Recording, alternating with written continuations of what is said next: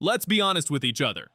You click this because the biggest World Cup in human history is about to start, and you have no clue what's actually going on. 48 teams, 104 games stuffed into 39 days. And for the first time ever, 3 countries are splitting hosting duties. The United States, Canada, and Mexico all at once. That's not a tournament. That's a second job with a passport. And somewhere right now, some guy at your office is pretending he's read the whole schedule. He hasn't. Nobody has. Here's the part nobody tells you. This version of the World Cup is brand new. They changed the rules. They bolted on a round that never existed before. They literally invented a way for a team to lose 2 games and still move on. Sounds made up. It's not. It's in the official rulebook.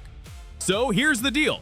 I'm gonna hand you the entire 2026 World Cup in the time it takes to microwave your lunch. No filler, no history lecture. Just the stuff you'll need to sound smart by Thursday. Because, yeah, Thursday. It kicks off in days. Let's move. Section 1. The format, or as I like to call it, the thing FIFA changed and forgot to explain to anyone. Here's the old World Cup, the one you grew up with. 32 teams, 8 groups of 4. Simple, clean. You could draw the bracket on a napkin. That version lasted from 1998 all the way through Qatar in 2022. Almost 30 years. And then FIFA looked at it and said, you know what? This needs more. More teams, more games, more everything. So now we've got 48 teams. That's 16 more than last time. 16. That's an entire extra Euros worth of countries just bolted onto the side. And to fit them all in, they didn't do 8 groups anymore. They did 12. 12 groups of 4 teams each. Do the math, 12 times 4. Yeah, 48. It checks out. Each team plays 3 games in the group stage.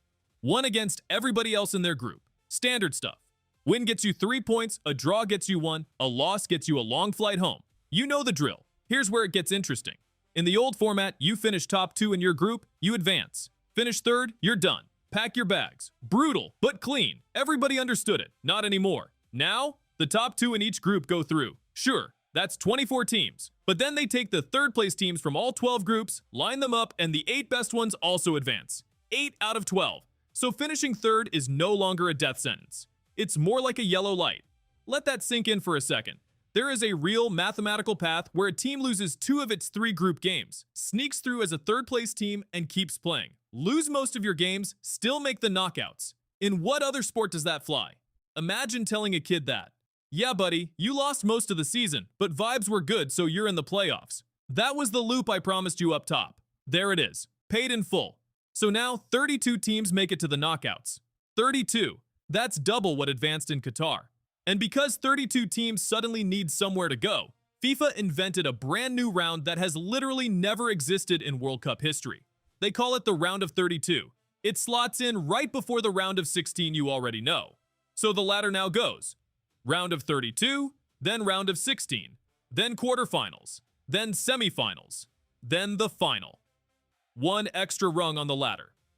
That's the big structural change. That's the new thing. And look, I'll be straight with you. Not everyone loves this. But here's the thing. Knowing the format is step 1.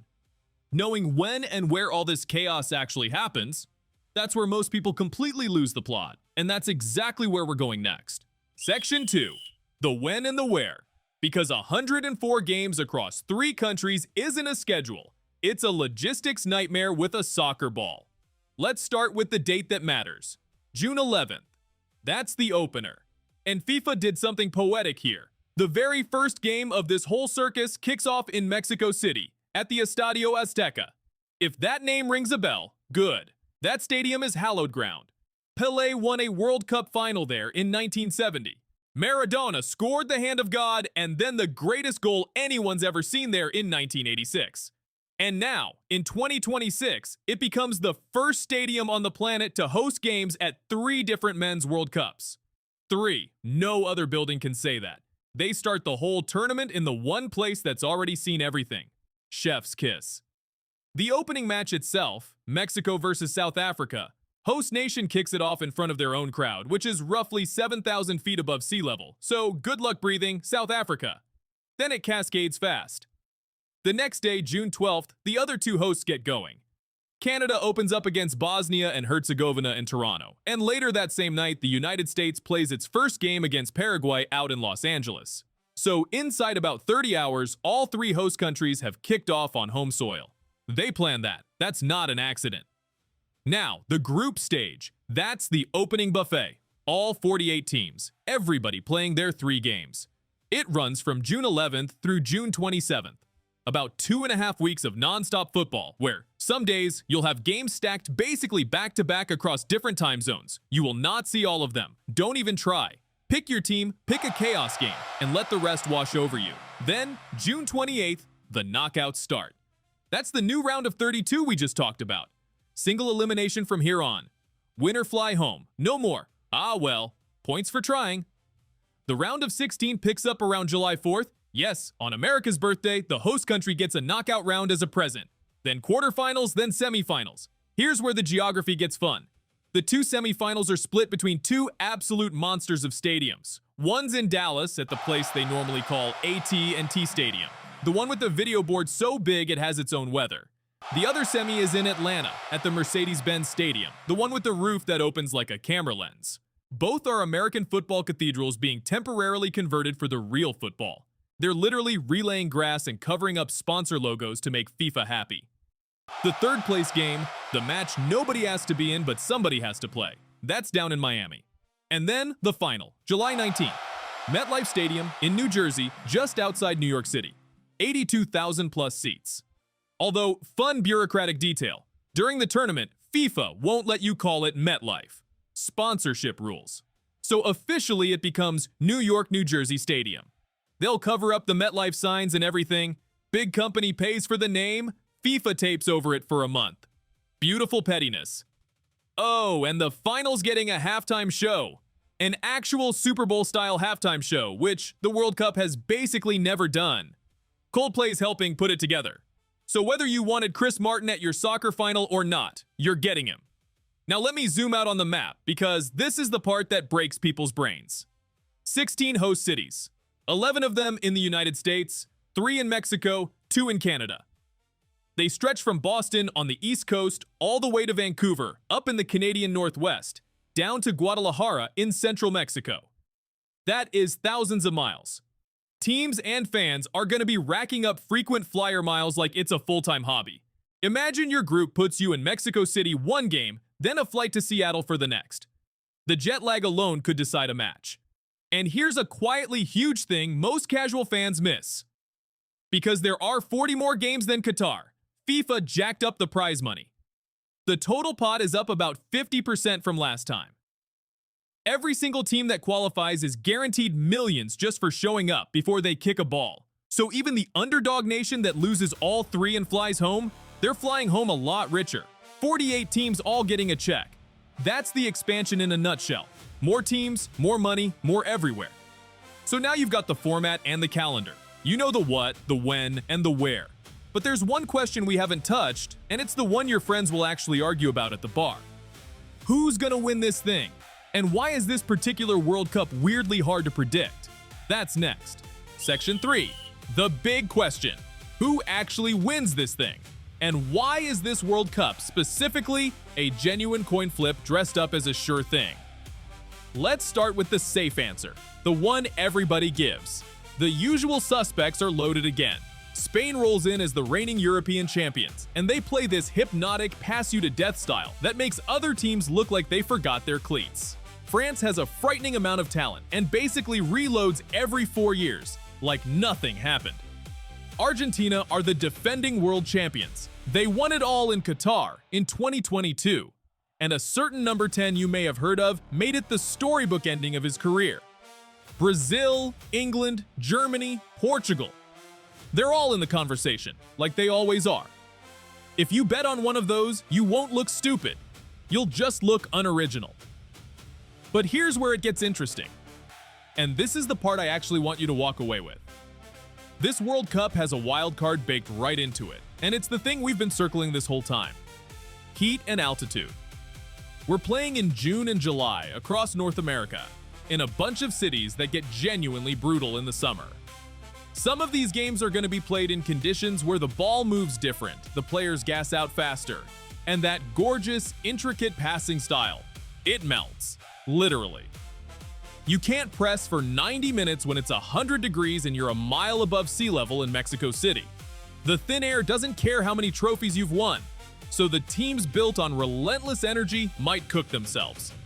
And the teams that are happy to sit back, soak up pressure, and hit you on the counter, they might just have the perfect weather for an ambush. In theory, the best team wins.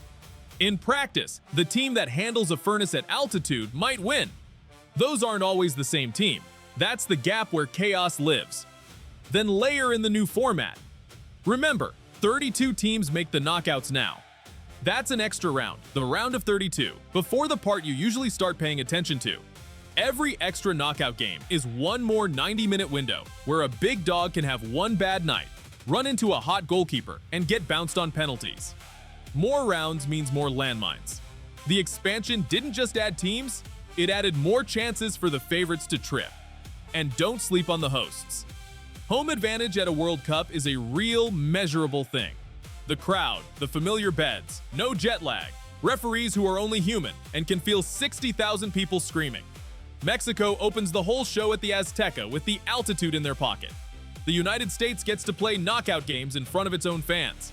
Even a decent host team can punch way above its weight when the whole stadium is on its side. I'm not telling you the USA is winning the World Cup. I'm telling you don't be shocked if they ruin somebody's tournament along the way. Here's my honest read, and you can quote me or roast me in the comments. The trophy probably still ends up with one of the big names. That's just history talking. The powerhouses win these things for a reason. But the road there is gonna be messier than usual. I think we get at least one giant going home embarrassingly early. I think the Heat writes a storyline nobody planned for. And I think at least one team you can barely spell right now goes on a run that has everybody pretending they believed in them all along. You know the type. The bandwagon's gonna get crowded. And that's actually the beautiful part of this whole expanded, oversized, slightly ridiculous tournament.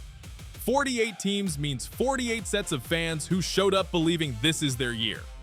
Most of them are wrong, but for 1 month across 3 countries and 16 cities, everybody gets to believe. That's the entire point. That's why we watch. So that's your read on the favorites, the wild cards, and why your lock might be on a plane home by July. One last thing left. Let me tie this whole bow together for you. So let's bring it all the way back to where we started. You came in here knowing nothing. A guy at your office pretending he'd read the schedule. A tournament so big it looks like a second job. And a vague sense that something about this World Cup was different but you couldn't say what.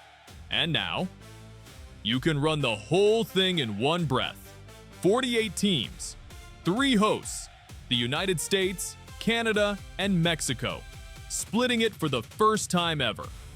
12 groups, top 2 through, plus the 8 best third-place teams, which means, yes, you really can lose 2 games and survive. A brand new round of 32 that's never existed before. 104 games crammed into 39 days, from the Azteca on June 11th to the final in New Jersey on July 19th. And a wild card nobody can control, the heat and the altitude that might just decide who lifts the thing. If you only remember one sentence, make it this one. The 2026 World Cup isn't a bigger version of the old tournament. It's a brand new machine, built so more teams can dream and more giants can fall. That's the whole story. So here's my question for you, and I actually want the answer. Knowing the favorites can melt, the format rewards survivors, and 3 host nations get the crowd behind them. Who's your dark horse? Not the safe pick. The team you'd be a little embarrassed to say out loud. Drop it in the comments. Let's see who called it when this is all over in July. And if I just saved you from being the guy who nods along pretending he understands the bracket, do the obvious thing. Subscribe. I break down the stuff everybody's confused about, fast, before everybody else catches up. The whole tournament's about to kick off. Stick around. It's gonna be a wild month.